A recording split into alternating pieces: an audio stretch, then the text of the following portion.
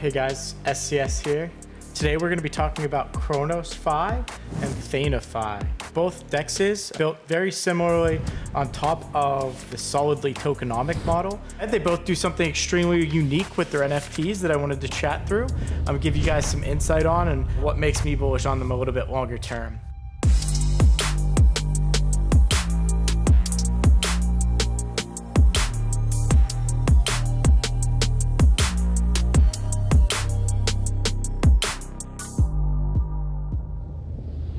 We are going to start with Thena. It's a model that's been out for a while. I tweeted it pre-launch. For those of you who got in, congratulations. I think most of the positions have done extremely well over time when you consider bribes, the airdrop, what the NFTs have returned. So with that being said, if you guys do want to give back to the SCS Labs channel, would greatly appreciate it. If you guys did use our referral link, all of this does go back to the team, just so we can continue to bring you content going forward. Diving right in. So what is the NFT? So this was a new model built by Thena, where in order to bootstrap the protocol from a liquidity standpoint, what they did is they sold some NFTs. So this actually launched like during the most brutal part of the bear market. I think this was like December, January. So what they did is they sold these NFTs, max mint of 3,000. And what those NFTs do is they give you a portion of swap fees from the DEX in perpetuity. So it starts with over the first 3 months, it gives you 20% of all trading fees. Then on months 4 through 6, it goes down to 15%. And then months 6 until forever, it gives you 10% of all those swap fees from the protocol. But it opens up a ton of opportunity to profit off some of the volumes that are happening on TheNFTs. As I mentioned, they had about 3,000 of them, but they didn't mint out. So there's 1,734. Whitelisted mint paid 2 BNB, public mint paid 2.5 BNB. And then the other utility that they have is they profit off of secondary sales. So 2% of secondary sales go to the original minters and 1% go back to the NFT staking pool. So not only are you profiting off of trading fees from the DEX, but you will be profiting anytime somebody does sell one of the NFTs.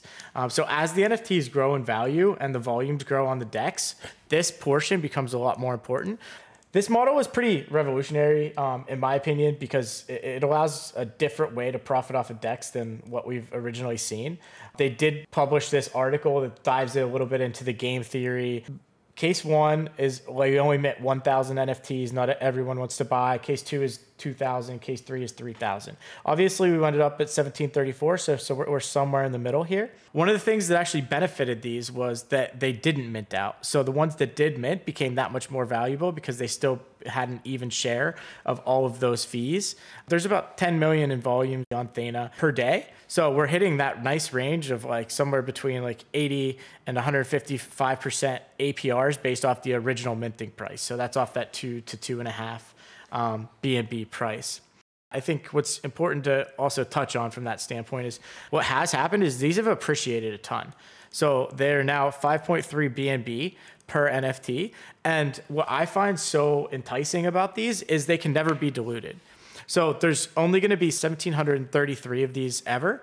And unlike the majority of the DEXs where you buy their token, you stake it, you earn ETH, you earn BSC, you earn whatever token, they're normally printing more of that token that you already have staked. These are fully diluted.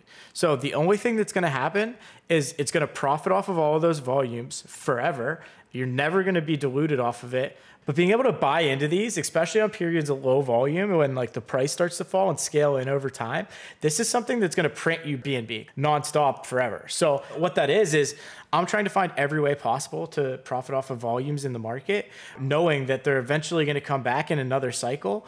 And I think a lot of people heavily discount how big of a difference there is between volumes right now in the market or in December and January especially, and really peak bull market. So diving a little bit into that of what some of the upside really looks like, taking a look into BSC specifically. So if you actually look into volumes, what I think a lot of people discount is how heavily volumes have fallen off since the top of the market. So if you look at something like peak May of 2021, we had 76 billion on BSC across a single month.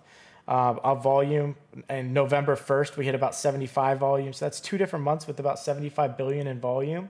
And then when we were down here in December and January where Thena launched, we were talking 6 to 6.5 billion of volume across the entire chain for the month, which is pretty sad. But if you think about it from a perspective from where we're at maybe the 6 to 10 billion range to 75 to all-time highs is about 10 to 12x. And if you're as bullish as I think most of us are on crypto and Web3, there's a good chance that we eventually outpace these highest volumes. And like when you currently look at where Thena is, it volume over 78 days, about 58 million. There's X's for them to do from here and tons of fees to be earned. So as these volumes increase, you can see like what some of these crazy APRs will be based off of the original mint price. And it's one of the reasons it makes me super bullish, because either the price of the NFT will go up as volumes go up, or you'll just print like a token that is actually worth something, unlike a lot of these DEXs. So being paid in BNB is definitely a benefit as well.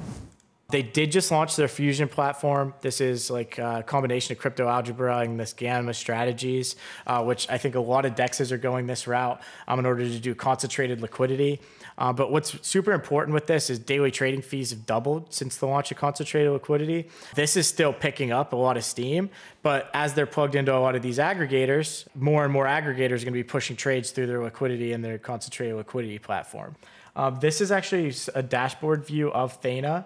I was looking at a few different things here around volume, fees, but the one thing that I really wanted to point out here was like where their fees were coming from by protocol version. I think like this takeover from Thena V1 to Thena Fusion, which is their concentrated liquidity, is pretty impressive, and everything's exploded as they really rolled out Fusion. So I really like the direction that they're heading, but I only think that that makes me more bullish based off of the fee intake that these actual NFTs are earning. Another thing that they've highlighted, they keep talking about alpha, which it's a play on words because their platform is going to be called alpha, but they are launching perps on platform.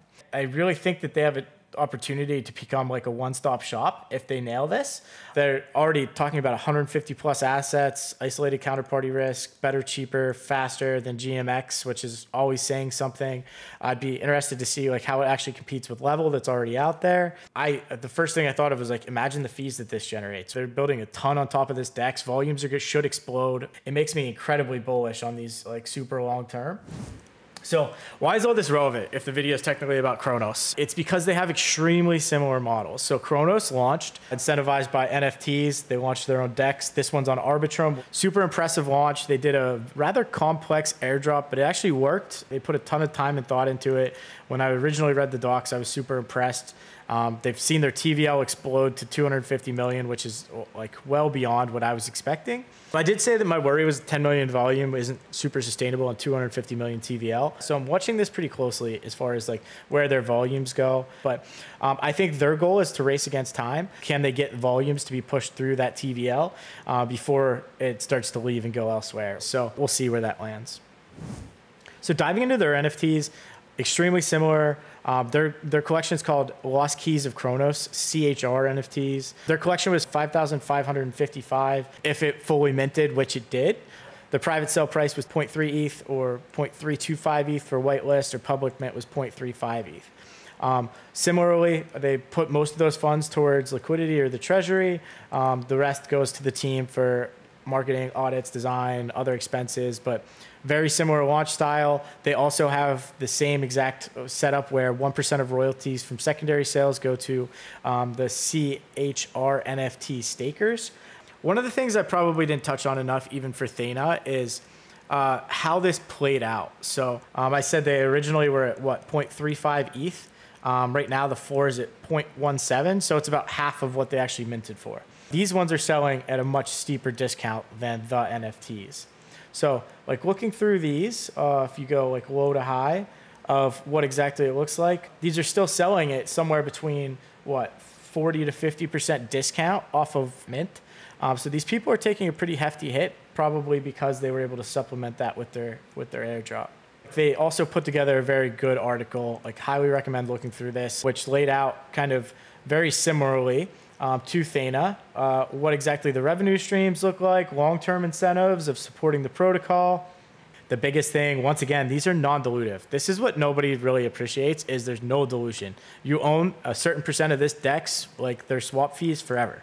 So they had similar cases, case 1, case 2, case 3. It shouldn't matter because they actually max minted. We're over here in this case 3 bucket just because it did already max mint. And then, as I mentioned earlier, the volumes have teetered between 5 and 20 million.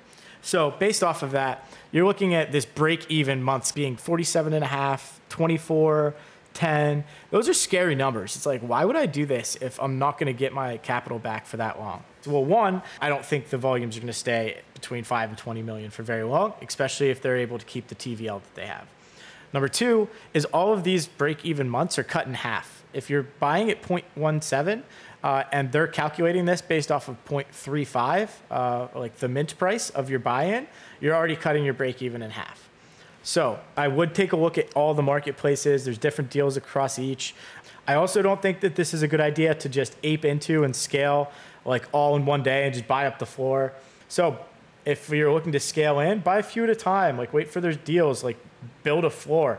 But looking at their other two means of revenue, as with Thena or the NFTs, you get 1% of all the volume based off of these NFTs. So this is all-time volume for these NFTs. They've already done about 700,000 USD or 362 ETH, where about 1% of that is actually kicked back to the NFT stakers, which isn't huge as of yet. But once again, if volumes go up, then once again, the NFTs are more valuable and you're getting more and more from the secondary sales that are being kicked back, which is nice.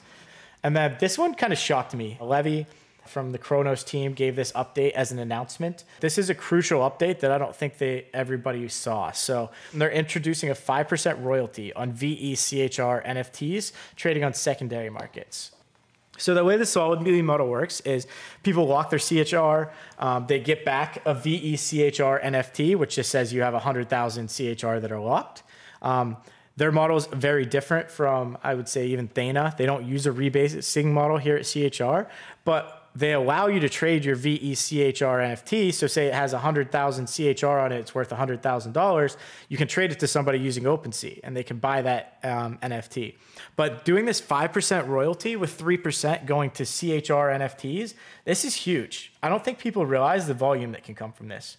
So they're getting 3% here compared to 1% of secondary sales, which is a massive difference. 2% is going to go to the treasury and to be used for bribes and development. I really like that they put bribes here because if they use those 2% of these people swapping these locked positions, one, it's going to make these locked positions more valuable because they're pushing more bribes and more income towards CHR, specifically locked CHR. And then it makes the income higher, the price goes up, and then what also goes up? The price of the veCHR NFTs. This is a beautiful flywheel, and I think people are very much so discounting how important this is. Another thing that's going on currently that I think is pretty important to understand is they're doing this 30% lock bonus, where if you lock your CHR right now, they're giving you a 30% bonus on that lock. So what exactly that looks like is it actually doesn't make as much sense to lock tokens if you can buy super cheap on the secondary market. They're trading at like 60, I want to say 60% off. Like if you have like 100,000 CHR worth $100,000 and you lock, all of a sudden it's worth like 40,000. And a lot of that's because of the lock bonus that they're doing, but that'll go away at the beginning of next week. So as of right now, these have done 296 ETH in volume. This adds up over time. When you're talking 3% of this sale going back to CHR NFTs, I think this could be pretty massive, especially as like CHR starts to really rebound and go on a nice cycle. CHR itself has gotten absolutely brutalized. I think that's as expected. As emissions start, people start to sell off. They also don't want to be stuck in positions. You also have 250 million of TVL that's farming this and basically printing it to zero. Although actually its emissions model is not terrible. With that being said, if you look at a lot of these solidly forks, or it's not technically a solidly fork, but if you look at maybe Thena's chart, this is pretty consistent when you're talking for like a liquidity platform. It actually hasn't done that terribly.